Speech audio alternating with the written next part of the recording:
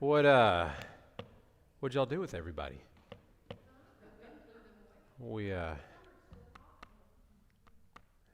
y'all threaten them last week or something? Were they afraid they were going to catch something? I know I sounded sick last week. I'm doing better now. Maybe they didn't want to come back and get contagious. All right. 2 Samuel chapter 15 tonight. Which should be good. We're still continuing in the saga of King David and his fallout with Absalom. So before we begin, a prayer and a joke. Y'all bow your heads with me. Father God, I thank you for today. I thank you for the people that you've brought here for this wonderful church in which we serve you. I thank you for the power of your holy word. Father, move among us this evening. Bind us together in these times of fellowship and of study. Make us a stronger church, better disciples, that we might go out and seek the lost in your name. In Jesus' name we pray. Amen. So a car full of, and this is, again, St. Patrick's Day is next Tuesday. So you get another Irish joke. All right, it'll be the last one, maybe.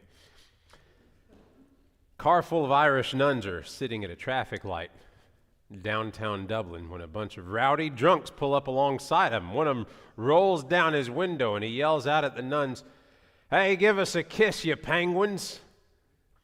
And quite shocked, the Mother Superior turns to Sister Mary in the front seat there and says, "I don't think they know who we are, Sister Mary. Show them your cross." And Sister Mary rolls down her window and says, "Drive off, you wee idiots, before I come over there and rip off your head."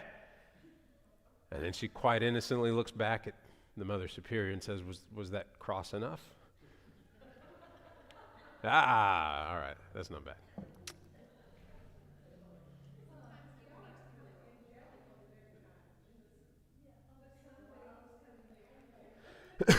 Excuse me. All right, 2 Samuel 15. And y'all remember where we're at right now? Y'all remember? I don't see one person shaking there. So Absalom just came back to Jerusalem. Joab procured his return and entreated King David through the use of an old wise woman who came in there and lured David into another logical trap before springing it with her variation on "thou art the man." It wasn't quite that aggressive, but that's essentially what it was.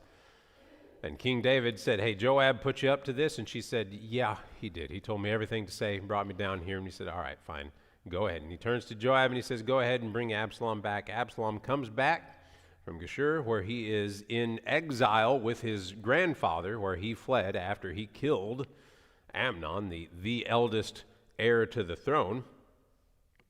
And so he comes back to Jerusalem, but King David won't see him.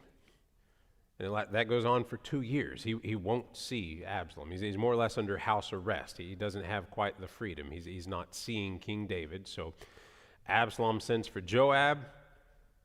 Joab doesn't respond. He sends for Joab again. Joab doesn't respond. He says, "You know what? Y'all go burn down one of his fields." And he gets one of his servants, or a bunch of his servants, to go burn down one of Joab's fields. And then Joab comes in there. He says, "All right, fine. You've got my undivided attention. What's going on?" And he says, "I've been calling for you." And he says, Yeah. What are you needing?" And he says, "Well, I want an audience with the king because I want a pardon. I want to be restored. I want to be able to leave my house and walk around and have the freedom that I had in Geshur and the freedom that I had before." And he says, "All right, well, I'll set it up. I don't know how it'll go, but I'll set it up." And when he goes in there, he meets with King David, and King David picks him up from the ground and kisses him, and he is pardoned. 2 Samuel 15. We're all caught up? 2 Samuel 15, looking at verses 1 through 6. "And it came to pass after this that Absalom prepared him chariots and horses and 50 men to run before him. And Absalom rose up early and stood beside the way of the gate. And it was so that when any man that had a controversy came to the king for judgment, then Absalom called unto him and said, Of what city art thou? And he said, Thy servant is of one of the tribes of Israel. And Absalom said unto him, See, thy matters are good and right, but there is no man deputed of the king to hear thee. Absalom said moreover, Oh, that I were made judge in the land, that every man which hath any suit or cause might come unto me, and I would do him justice. And it was so that when any man came nigh to him to do him obeisance, he put forth his hand and took him and kissed him. And on this manner did Absalom to all Israel that came to the king for judgment. So Absalom stole the hearts of the men of Israel. So Absalom, in chapter 14, is granted a pardon by the king of Israel, by King David, without any visible sign of remorse, mind you. Never says he's sorry. He's not sorry about killing Amnon, and it never even comes up. It's been years since that happened. King David brings him in there. They had some conversation, I'm sure, but it's not recorded for us, so we don't really know. But it ends with him picking him up off the ground and kissing him, thus pardoning him. But the man, as far as we've seen, never apologized, never said I'm sorry, never gave any indication that he was remorseful for having killed someone. Because by all indications, he wasn't. And now it seems quite the opposite even, that not only wasn't he not remorseful, he's looking to escalate his relationship with his father. It seems he only wanted to be reinstated to his normal public life so that he could position himself to stage a coup against his father. Exiled to Geshur, then 2 years of house arrest. It didn't set well with him, and now he's of a mind to take over the throne.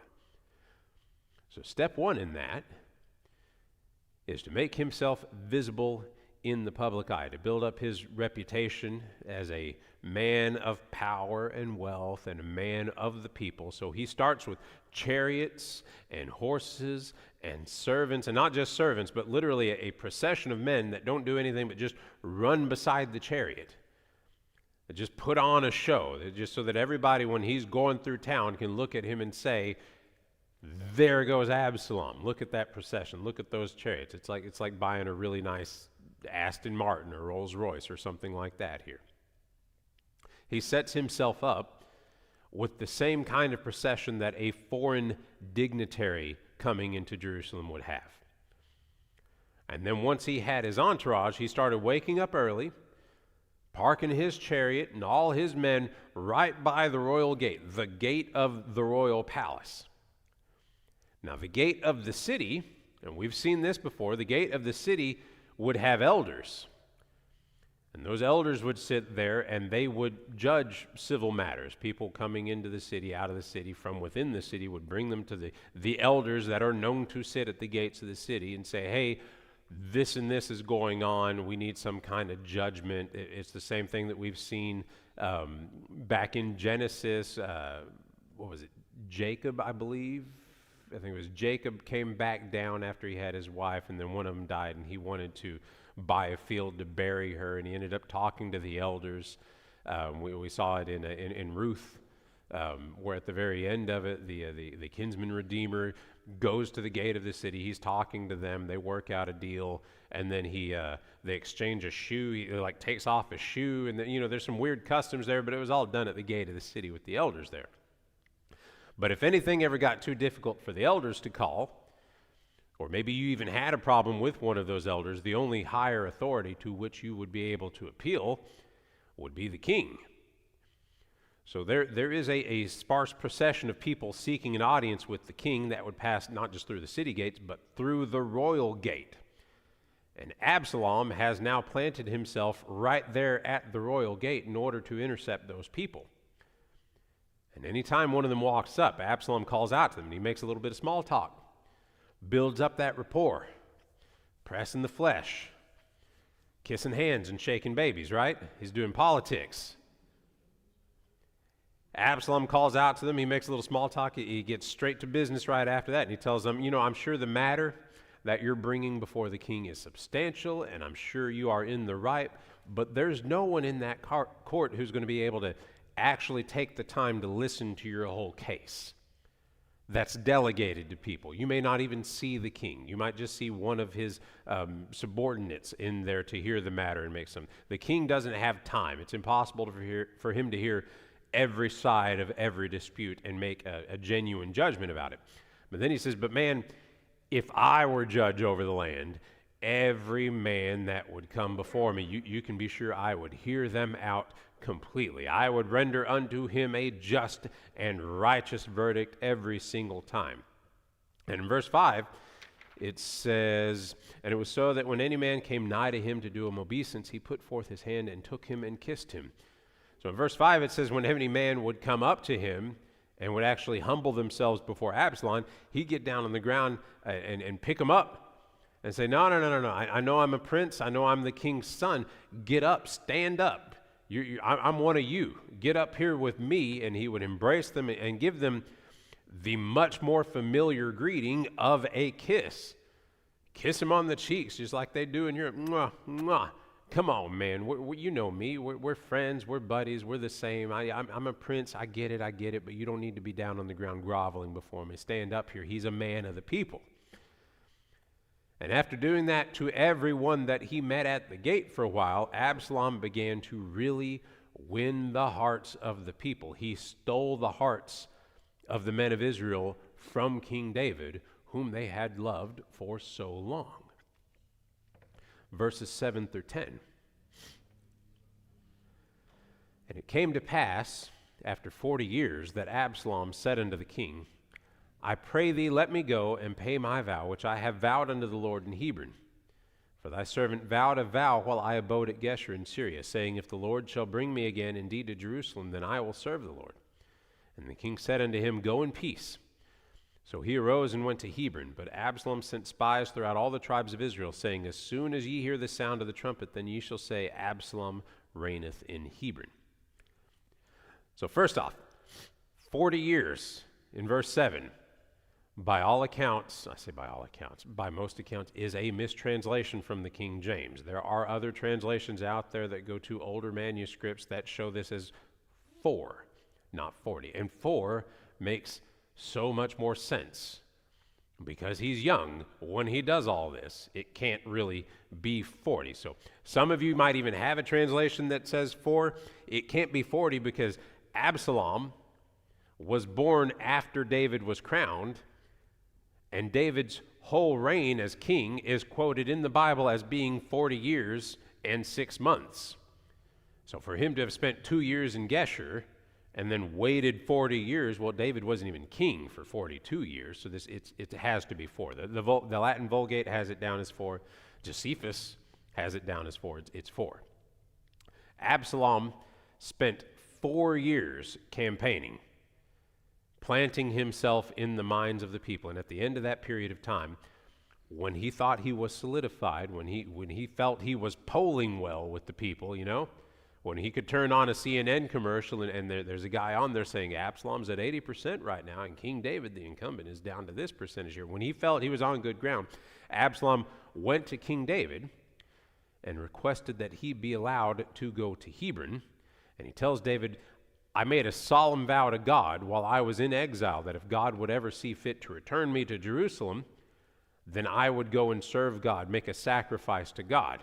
And I'm bound by that, and I'm requesting to be able to go to Hebron to fulfill that. Now, maybe he made that vow. He was probably reaching at straws by the time that he was in exile for 2 years. We don't really know. Maybe he didn't. Either way, it's really just being used as a pretense to leave and go to Hebron so that he can kick off his coup. Absalom was born in Hebron. David was crowned in Hebron, and now Absalom has intentions to be crowned in Hebron. And David tells Absalom, you go in peace, do what's required of your vow, but unbeknownst to David, Absalom has sent spies throughout all Israel, and their instructions are, as soon as you get the signal, spread the word that Absalom reigns in Hebron, that he is set up as king in Hebron. We don't know what the signal is, but as soon as you get the signal, that's the announcement that you're supposed to make. So he sent them all out there with that word. Verse 11, and with Absalom went 200 men out of Jerusalem that were called, and they went in their simplicity, and they knew not anything. So Absalom was smart. This is a genius stroke right here. He took 200 men of renown, 200 guests of distinction with him to Hebron. under the pretense that they would be joining him in his sacrifice and in the feast that would inevitably follow that.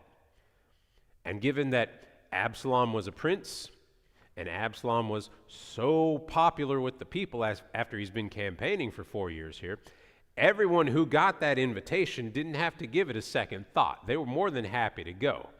This is a white tie. This is a nice event here. I'm happy to be invited. I'm going to go have a sacrifice and a feast with the prince. Yeah, that prince, the one who's so popular right now. It's an honor. The genius of it was, though, when Absalom would make his announcement, it would be assumed that those 200 dignitaries were in on it and intentionally supporting him. That would be the assumption, because why else would they go? David would look at those men and say they had to know, and they're throwing their lot in with Absalom. Now, some of them might leave and stay with David after all of this announcement, but a lot of them would recognize that they were compromised by the situation and would go ahead and throw their lot in with Absalom. So Absalom is dedicating them to his service without them even knowing it. They left in their simplicity. They were completely ignorant of the underlying reason for their attendance. And when they got there and all of a sudden they're sitting at the table with Absalom and it's announced that Absalom's king in Hebron, they start looking around at each other going, oh man, it does not look good me being here right now. What's David going to think? And so some of them would stay, some of them would leave, but a lot of them are going to stay. Verse 12, and Absalom sent for Ahithophel, the Gilonite, David's counselor, from his city, even from Gilo, while he offered sacrifices. And the conspiracy was strong, for the people increased continually with Absalom. So Absalom sent for Ahithophel, one of David's counselors, one of his top advisors. And Ahithophel left David's service and just came running. And it's a big get for Absalom. It's a big get for his side. I mean, I hate trying to, I don't want to get political with it, but that seems like the best way to illustrate something like this is if, after Trump is leaving office and J.D. Vance is running for office in 28 or something like that, all of a sudden this person who's really going to be swinging a whole bunch of the poll numbers finally puts in their endorsement, and it's for Vance, and everybody thought it was going to go the other way, but he's pulled the loyalty over to him, and everybody knows, it's a big get for his side. Does that make sense? It's a high-ranking official, and which is why we get the notation that the conspiracy was strong. Absalom was getting all sorts of people like this, these top-level advisors from David. Now, this is really neat. It's conjecture, but only a little bit of conjecture, but it is really neat to notice here. 2 Samuel chapter 11, verse 3. And David sent and inquired after the woman, and one said, is not this Bathsheba, the daughter of Eliam, the wife of Uriah the Hittite? Okay, we remember reading that? 2 Samuel, jumping ahead a little bit, 23, verse 34. Eliphalet, the son of Ahasbai, the son of the Maacathite Eliam, son of Ahithophel the Gilonite. Chapter 23 says that Eliam is the son of Ahithophel the Gileonite. 2 Samuel 11 says the father of Uriah, the daughter of Eliam, the father of Bathsheba is Eliam, which would mean, if it's the same Ahithophel the Gilonite, that he is the grandfather of Bathsheba, which would indicate why he was so anxious to go ahead and jump David's ship to anybody who's going to take over the throne.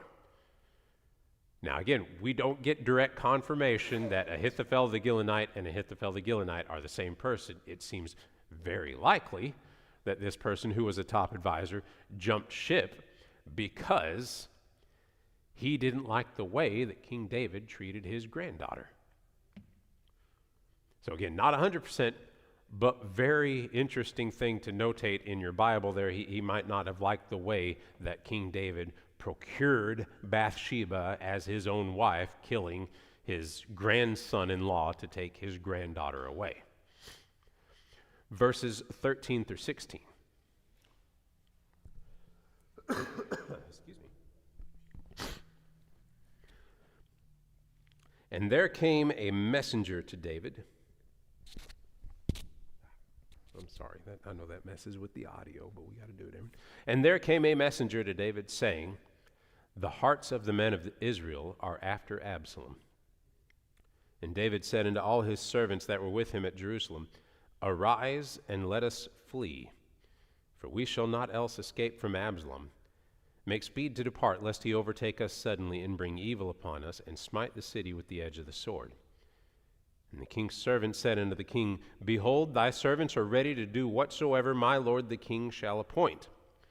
And the king went forth, and all his household after him, and the king left 10 women which were concubines to keep the house. So word gets to David of what has happened. The hearts of the men of Israel are after Absalom. And that's most likely referencing the 200 dignitaries that Absalom took with him to Hebron. So David gets word. He's declared himself king in Hebron. The word's gone out all over Israel. 200 dignitaries have made their way to his side. So David gathers all of his servants together and he says, guys, we got to get out of here. When Absalom gets here, that guy killed his own brother. There's no telling what kind of evil he might do. He might put the whole city to the sword. If we're going to escape him, we got to do it now. We got to go. And David's servants tell him, we're with you. We're ready to do whatever the king tells us to do. And so they all left, all but 10 concubines who were left behind to keep the house, who David no doubt thought would be unharmed, because they're women, but they were royal concubines, and they were, yes, a little older there. They're not exactly the ones that would be catching the eye of Absalom if he came in, which would be a wicked thing to do to begin with. But he felt like he was safe leaving the 10 concubines behind just to manage the house in their absence, even in the service of Absalom if it came to it. Verses 17 through 22. And the king went forth, and all the people after him, and tarried in a place that was far off.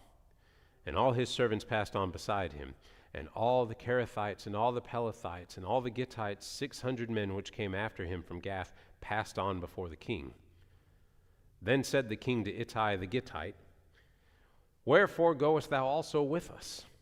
Return to thy place, and abide with the king, for thou art a stranger, and also an exile.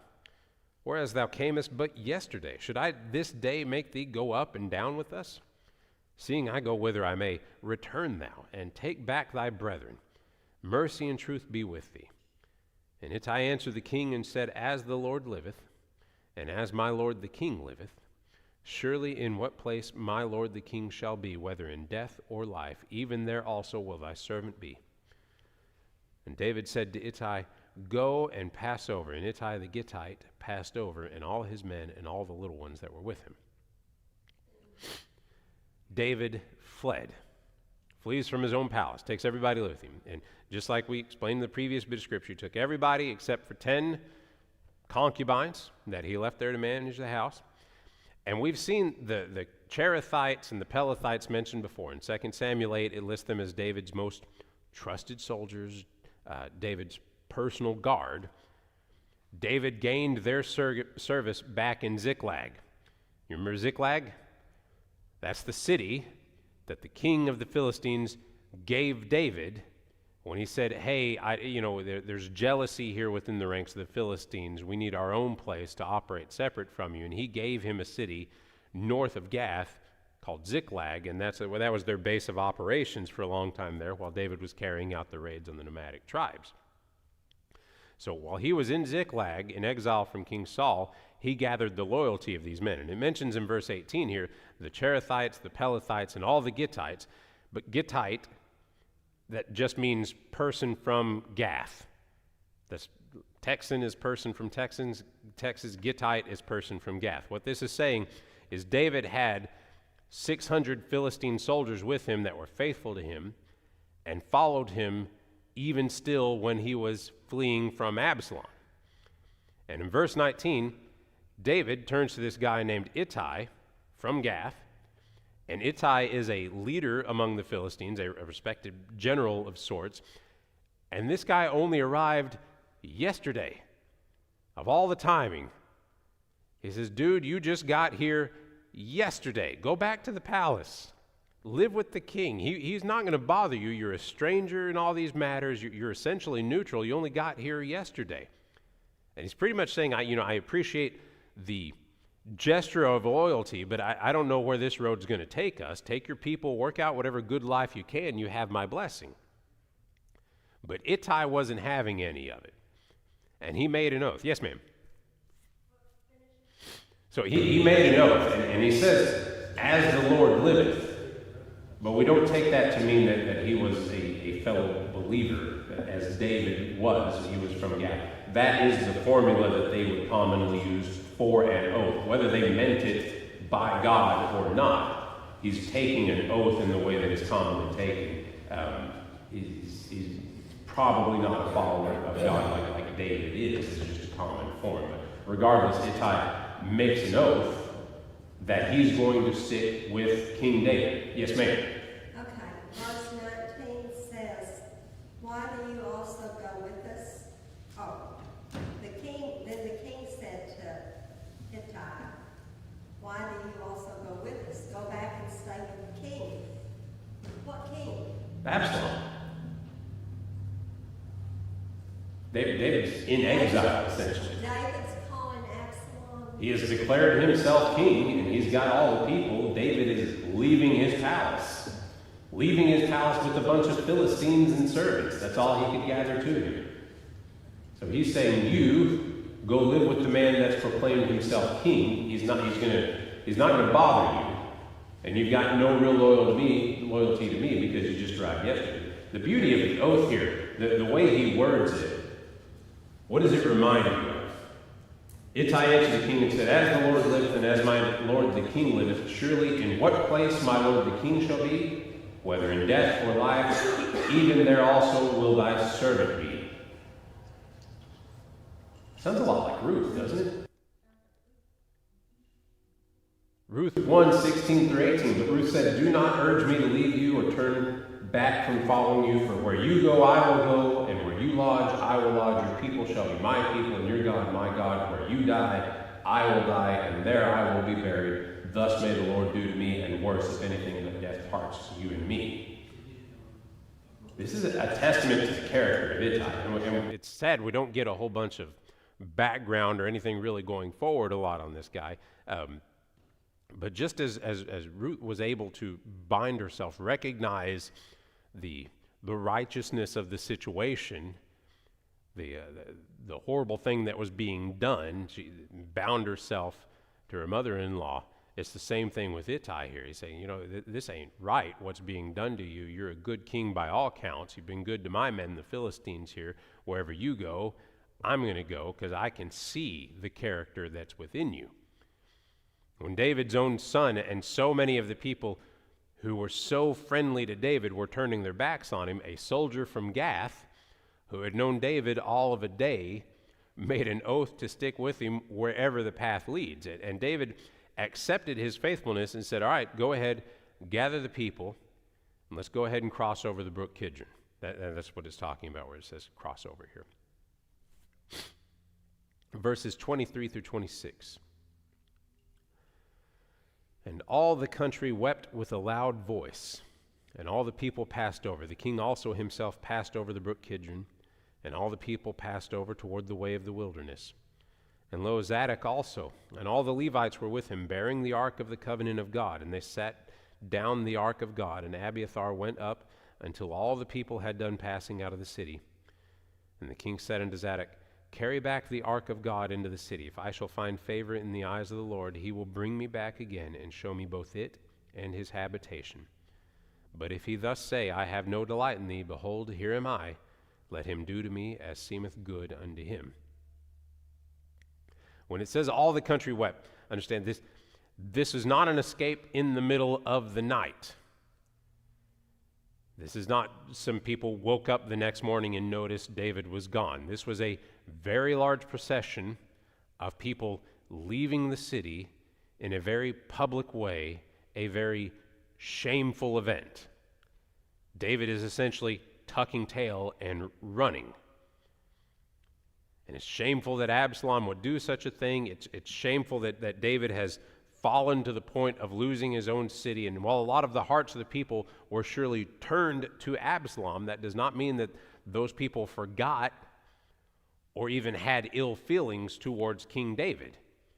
You may look forward to the next person coming into an office without hating the person who's leaving that office, regardless of what, especially if they were kicked out on what you feel like are trumped up charges or something.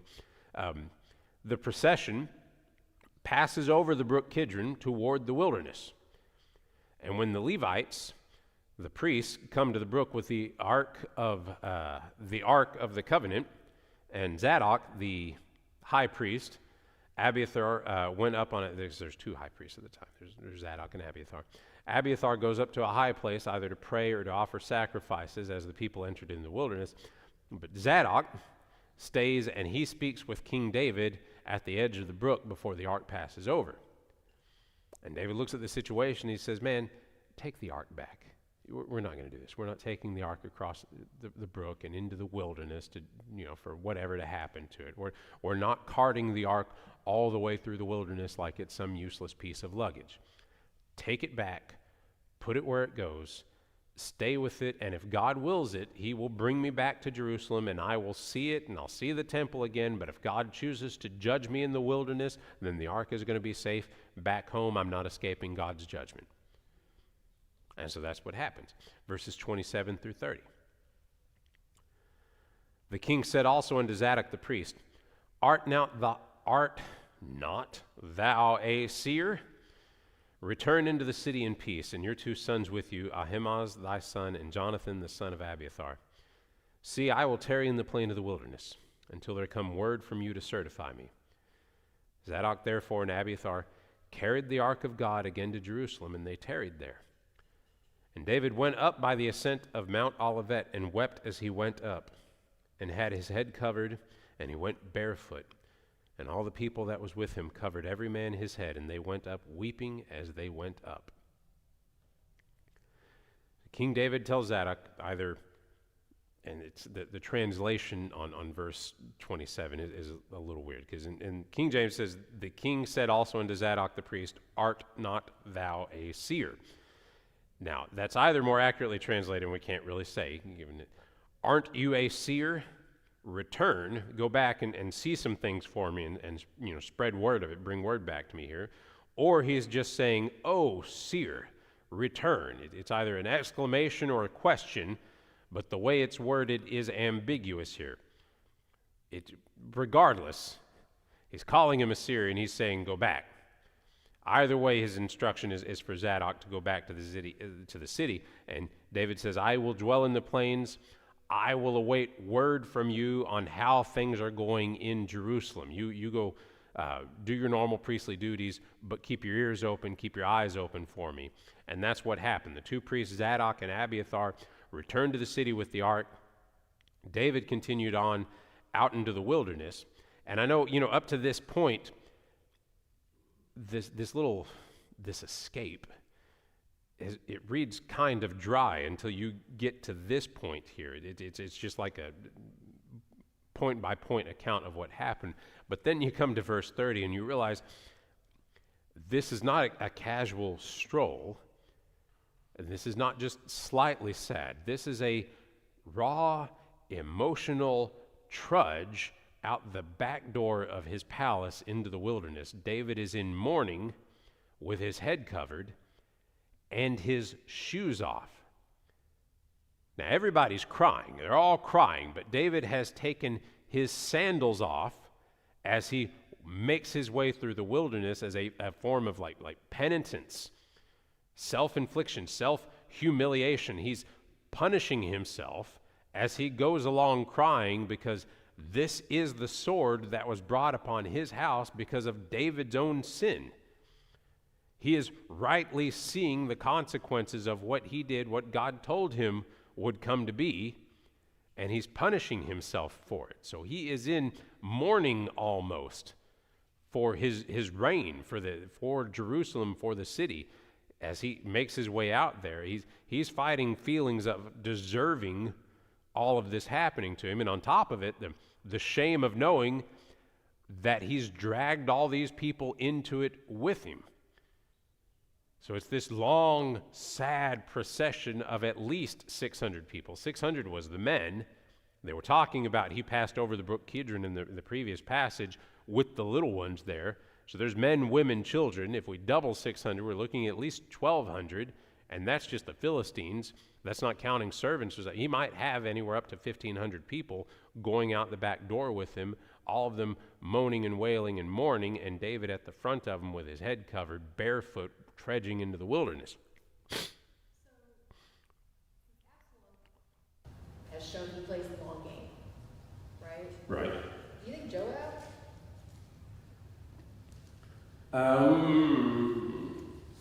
I think he's better at it than Joab even. I don't think Joab would have caught on at all. I think Joab is opportunistic, and we've seen that going back for a long time, even to King Saul.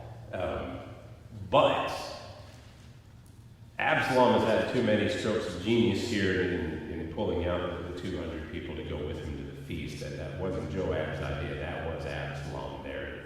And Joab, even though he had a soft spot for Absalom to try and entreat his return, Absalom is the one who's really making the moves and even forcing Joab to come in and give him an audience with David by burning down the field. If Joab really saw the long game out of Absalom having a pardon and what he might do with it, maybe he would have said, all right, fine, burn another field. I don't care. I'm not giving you the time of day.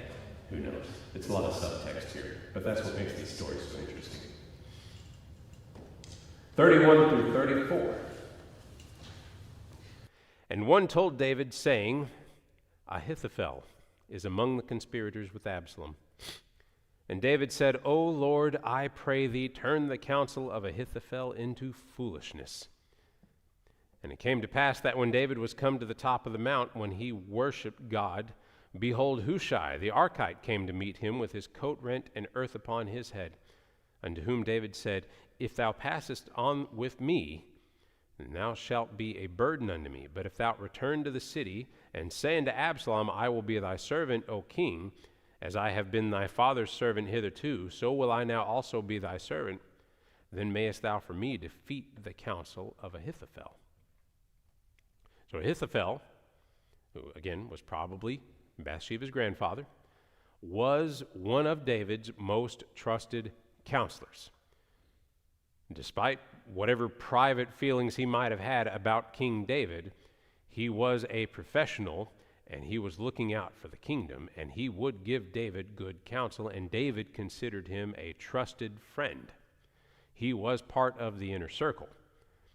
And word came to David that Ahithophel was among the conspirators that had joined Absalom. But even though it is a personal betrayal, David does not curse Ahithophel. He doesn't get angry at him. He prays that Ahithophel's counsel be turned into foolishness. He prayed that the guy starts giving bad advice. Don't want anything to happen to him. He's been good to me. He's been a good friend, and I've spent a lot of years with him. Please, God, just make his advice bad. And that's a testament to me to David's character somewhat as well. Having been betrayed by his close friend, he doesn't feel the need to lash out at him. It's a testament as well to Ahithophel's counsel. David says, oh man, that guy gives really, really good advice. I can't have him whispering in Absalom's ear, or I'm going to be sunk way out here in the wilderness. I'm never making it back to Jerusalem. And so while David is up on the mountainside worshiping God, another one of his inner council approaches him. More than likely David sent for him, but the guy comes up, and the guy's name is Hushai the Archite. And he's in mourning, just like everybody else. He's got his clothes rent. He's got earth on his head. But David has a special mission for this guy. And we don't know exactly why. More than likely, he was a little older. Maybe he was a little infirmed or a little weaker, or had some health problem or something like that. Who knows? But David tells Hushai, you've been a great friend. You've been a great counselor. And we're still good. We still have a good relationship. But I'm heading into the wilderness, and that's going to be a hard road for you. And instead of slowing us down out there, I would get 1,000 times more use out of you if you would go back to the palace, pledge yourself to counsel Absalom, and then do your best to tell Absalom that everything Ahithophel says is stupid and not to listen to him. You plant that bug in his ear. Anytime Ahithophel says something, I need you to be right there in Absalom's ear saying, no, that's dumb. That's a bad idea. I don't know what that, I'm old, I've seen it all, and that guy is crazy, and you need to do it this way. I need you to go in and defeat the counsel of Ahithophel. That's where you can really be useful right now. I appreciate your willingness to go into the wilderness with me, but I've got a better use for you. Verses 35 through 37. And hast thou not there with thee Zadok and Abiathar the priest? Therefore it shall be that what things soever thou shalt hear out of the king's house, thou shalt tell it to Zadok and Abiathar the priests. Behold, they have there with them their 2 sons, Ahimaaz, Zadok's son, and Jonathan, Abiathar's son, and by them ye shall send unto me everything that ye can hear. So Hushai, David's friend, came into the city, and Absalom came into Jerusalem.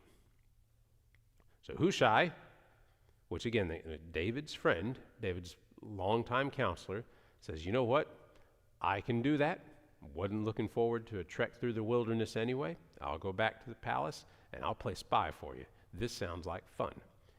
And David tells him, don't worry, you're not going to be alone, because I've already got Zadok, I've already got Abiathar, and I've got their 2 sons.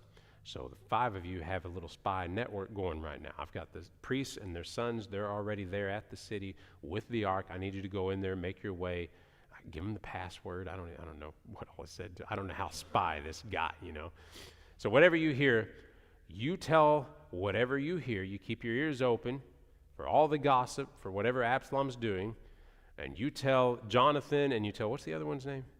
Ahimaaz. And they will run information out to me because they're not the priests, they're just the sons of the priests. They can disappear without anybody noticing for a little bit, make their way out to the wilderness, tell me what's going on, or at the very least get me a message and then come back, and we're all right. And then we've got a nice little spy thriller developing here, don't we? And you're just going to have to wait until next week to see what happens in chapter 16. And I know that's edge of your seat kind of stuff. Just like what? Dallas? Every week. I remember Dallas. And then Dynasty, or was it Dynasty then Dallas? It was Dallas then Dynasty? Oh yeah, no, I had a fun childhood.